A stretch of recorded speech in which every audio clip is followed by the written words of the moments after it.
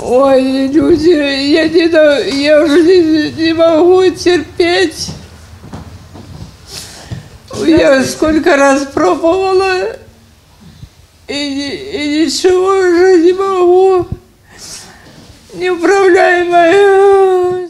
Зараз дзве цяжка хворыя жанчыны інваліды першай і другой групы знаходзяцца ў навамыжскім хоспісе, накормленыя, дагледжаныя і падлечаныя. Але яшчэ некалькі дзён таму яны літаральна паміралі ад голаду і бездапаможнасці ў адной з баранавіцкіх шматпавярховак. Ужо не ў першы раз сваю амаль 100гадовую бабулю і 67гадовую маці, хворую на онкалогію, надоўга зачыніла ў кватэры без грошай і прадуктаў 47гадовая Святлана. І невядома, што было б, калі б не соседи.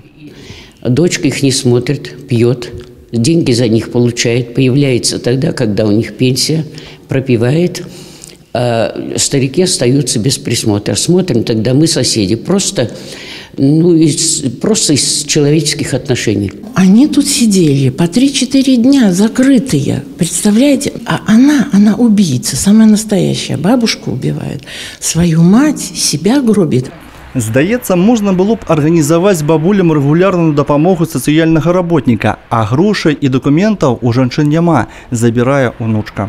Так как у бабушки пенсия больше, чем 427 рублей, бабушка должна была платить 100% стоимость. Социальному работнику нужно давать деньги на покупку продуктов, на покупку лекарства, на оплату коммунальных платежей. Но ввиду отсутствия денег у бабушки, она от этой услуги отказалась. Адзіны выхад, які знайшлі ў сацыяльнай службе, хадайнічаць аб часовым бязвыплатным размяшчэнні пацыентак у хоспісе. Але першыя 2 разы унучка забірала іх адтуль дадому акурат напярэдадні пенсіі. І ёй, як блізкай сваяжцы, не мелі права адмовіць. Мы постараемся их определить в учреждение, круглосуточное пребывание, где за ними будет постоянный посторонний уход.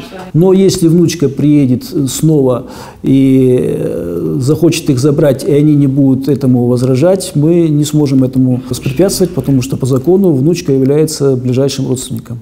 У міліцыі кажуць, што з 47гадовай Святланай, унучкай, якая фігуруе ў гэтай гісторыі, праводзілася работа як з абавязанай асобай. Вчера сотрудниками инспекции по делам несовершеннолетних, опять же, через соседей позвонили, и получена была информация о том, что гражданка пришла домой и находится в состоянии алкогольного опьянения. Сразу же туда оперативно выбыли наши сотрудники вместе с патрульно-постовой службой. И на сегодняшний момент сотрудник, участковый инспектор милиции, ее сегодня доставил в наркологический диспансер, и в дальнейшем она была уже сегодня, опять же, помещена по ее заявлению, по ее желанию в Брестскую областную психиатрическую больницу Крывошин.